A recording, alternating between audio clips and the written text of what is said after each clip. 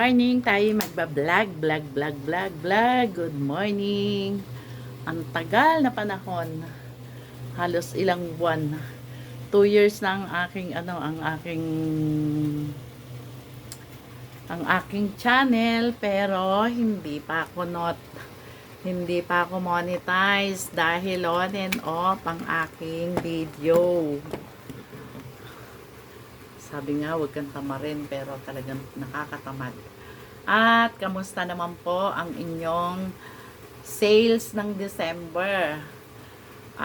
Kami po si Mami Perla po ay maganda ang benta ng December 24 and 25. At 24, 25, tapos 27, on and off na po ang aking tindahan hanggang January 3.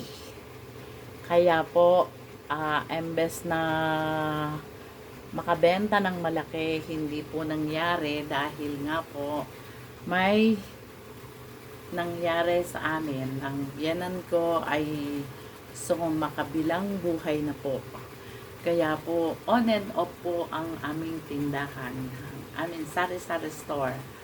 Anyway, ang aking tindahan ngayon, ang aking sari-sari store ngayon ay puno. Nung pong 20, bago mag-24, puno po yan. Tapos, bago mag-New Year na kailangan mapuno sana, marami naman benta, maraming drinks, marami lahat. Ang kaso, hindi po nga nakabenta dahil on and off nga po si Mami Perla na ang sales target ko po ng December ay 200,000. Hindi po nangyari. Hindi po nangyari. Kaya po, babawi po tayo ngayong 2026. Yun po ang aking goal ngayon. 2026, kailangan ay maka 200 tayo sa buong December. December. At so, nangyari man po yung ganon, okay lang, wala naman tayong magagawa. Talagang pagkakinuhan na tayo ng Panginoon, wala tayong magagawa kahit na anong dami ng pera po natin ay hindi natin kaya pagka si Lord na po ang kumilos. At given na rin po naman, 87 years old na po yung biyanan ko. Kesa naman nahihirapan siya, okay lang. Ngayon, nasa Lord na siya. At siya po ay dating lingkod ng Panginoon, taong simbahan po siya. At ngayon, ang iaano natin sa mga nagsasabing tagtumal, hindi ko po masasabing tagtumal dahil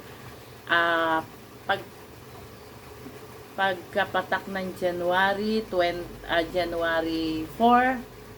regular na po yung operate ng aking sari-sari store. So, maganda naman po ang benta simula January 4 hanggang kahapon.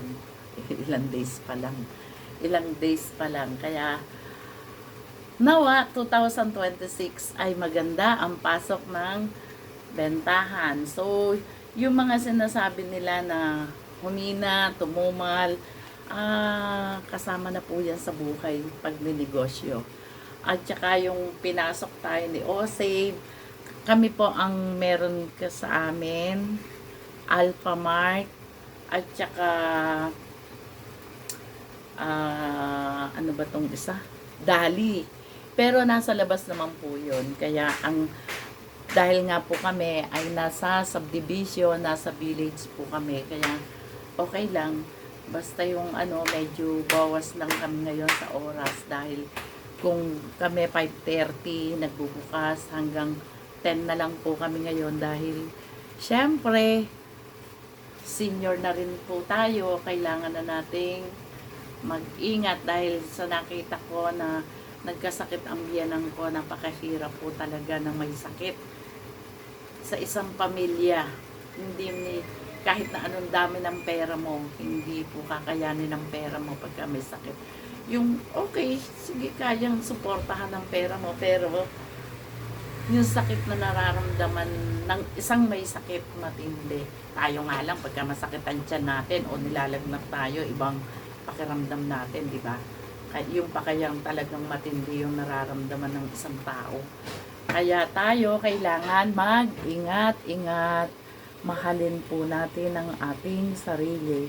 Kung tayo ay, ako dati umaabot ako ng 12, ngayon hindi na po, nagbawas na po ako ng oras. Kasi mas masarap pa rin yung nakahiga kahit na hindi ka inaantok, okay lang. Basta nakahiga ka na. At saka yun,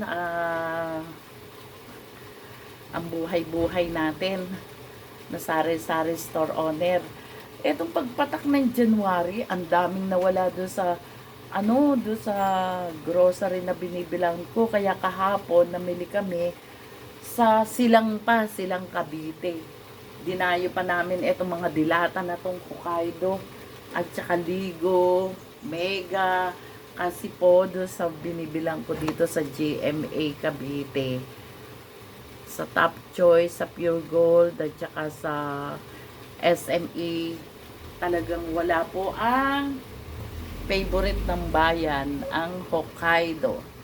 Ayan, yung mga yan, wala po yan, wala. Ilang beses ako bumalik, wala talaga. Kaya kahapon nag-decide ako sa Silang kami pumunta sa Camp Mart. Doon po ako nakarating kahapon. At yon, nabili ko ang mga dapat bilhin, yung mga hinahanap ko. At yon, tuloy-tuloy lang, huwag tayo magsawa at pasasaan ba at makakukuha natin yung target sales natin. At sa sa sistema ng sari-sari store, pagkakaunti ang paninda mo, hindi ka babalikan ng mga customer.